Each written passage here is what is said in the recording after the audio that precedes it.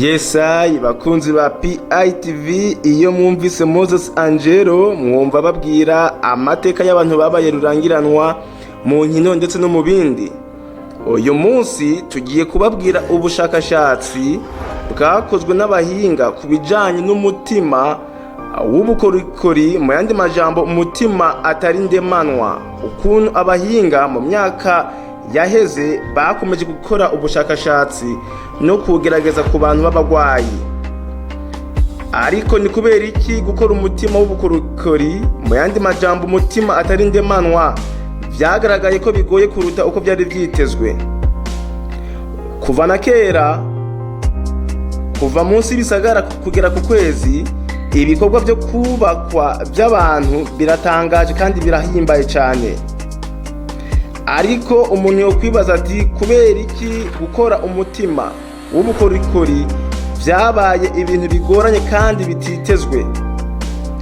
Mu mwaka w'igihumbi kimwe amajana 1962, uwari umukuru w'igihugu wa Leta Zunze Ubumwe za Amerika John Kennedy yateye akama makungu mu vy'ubuhinga kurondera inzira yo kurungika umuntu ku kwezi no kumusubiza kw'isi amahoro mu mpera z'imyaka 10.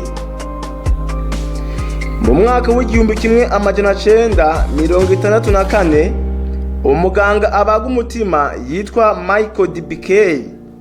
yasabye Perezida Lyndon Johnson guterera umugambi wo gukora umutima w'ubukorikori wa mbere ukora. Atanguza ihiganwa ryo kubikora imbere y'uko umugabo wa mbere agwa ku kwezi.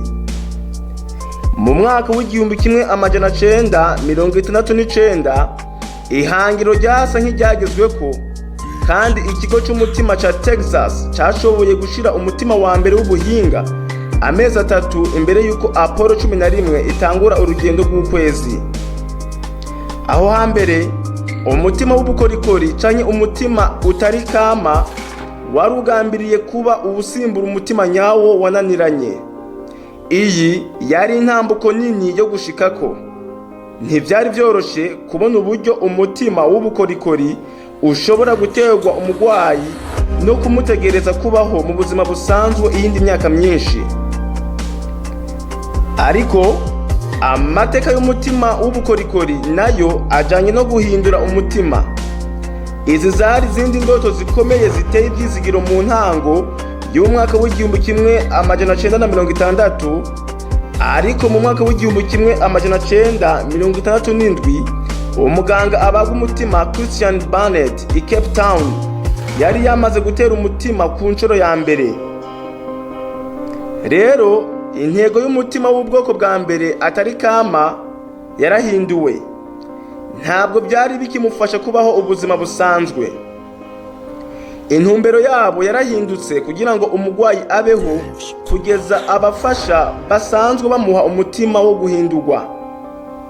Kimwe mu buvuzi bwinshi bwakorewe ubushakashatsi, ikigeragezo ca mbere cakorewe ku mugwayi yabuze amahitamwo kuko atayindi nzira yari afise. Uwo nawo ni umugabo w'imyaka 47 yabazwe kugira ngo asa n'umutima wiwe wari wabyimbye. Yafashijwe n'icuma gifasha gutanga impwemu. Uramutse ukuye ko ico cuma yari gupfa kuko umutima wari wacitse intege cane. Yari akeneye cane guhindurirwa. Dinton Curry, umufatanyabikorwa wa D.B.K., yamubwiye ibijanye n'umutima w'igeragezwa hanyuma aravyemera. Umugwayi yashizwemwo umutima amasaha 68 kugeza igihe haboneka umutima w'umugiraneza uhuye arawushiramwo. Ibi byabanje kugaragara nk'intsinzi ikomeye ijanye n'uko umutima w'ubuhinga ukora. Ariko ikibabaje ni uko umugwayi yapfuye inyuma y'amasaha 32 azize ubugwayi. Igikoresho cari cononye amaraso mu mafyigo yompi, kandi impome z'udusaho zaguka zazengurutswe n'amaraso yuzuye. Ibi byatangaje urukurikirane rw'ibibazo vyakomeje guhagarika abahinga n'aba enjeniyeri bahanganye n'ubu buryo. Umutima wa mbere wakozwe na Robert Javich, umwe mu bakurikiranye ubuhinga mu bya siyansi, washizwe mu bagwayi 5, umwe ashobora kubaho iminsi 620, ariko 2 muri bo bagize ibibazo byo mu bwonko bukabije. Amaherezo bose barapfa bazize ibibazo by'indwara hamwe n'ibibazo by'amaraso. Guhindura umutima navyo byatanguye nabi. Umugwayi wa mbere wa Bernard yatewe inyuma y'iminsi 18 gusa. Umugwayi wa mbere mu Bwongereza yatewe transplant mu bitaro by'igihugu by'umutima i Londres yarokotse iminsi 45 gusa.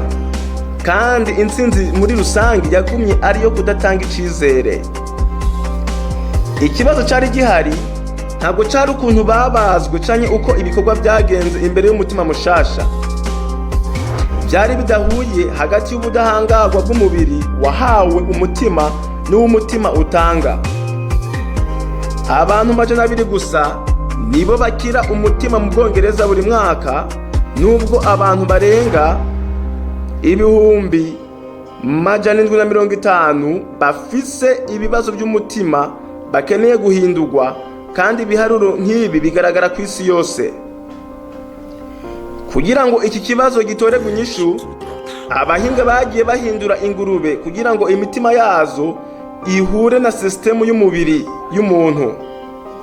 Ibi byagaragaye ko bigoye cyane kandi bigoye, ariko ugukoresha k'ubu buhinga kwatangwe gukoresha kwa muganga mu mwaka wa 2022.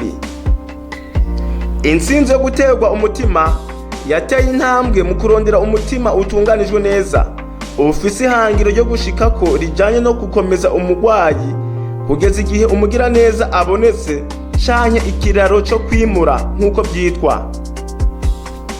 Mu myaka iharurwa muri za 40, ikoranabuhinga ry'umutima ryateye intambwe, ryateye imbere biciye mu guhindura canke mu guhindagura ibikoresho byinshi, igicapo mbonera ca valve no gucunga neza amaraso. Intsinzi maze gushikwako nuko ubushakashatsi bumwe bwerekanye ko ibice 80% by'abagwayi bakiriye umutima wa artile babayeho mu gihe kirenga umwaka, abandi bakamara imyaka 6. Igihe kinini umugwayi yamaze umutima utera ni iminsi 1373, ariko ingorane zikomeye zandukira zari zikiri muri rusange, kandi ihangiro ryo kuvura cyo bita recombination yuzuye hamwe n'umutima w'ubukorikori zari indoto za kure. Kurondeza umutima w'inkomezi udashobora guterwa mu mubiri birabandanya. Kugerageza gukora ibice bitandukanya ibintu kugira ngo uhuze ibyifuzo by'umutima n'ikibazo gikomeye ku bashakashatsi. Rero inyishu isa nkaho iri hafi, nuko ata muntu yiteze ko uru rugendo rwokoroha.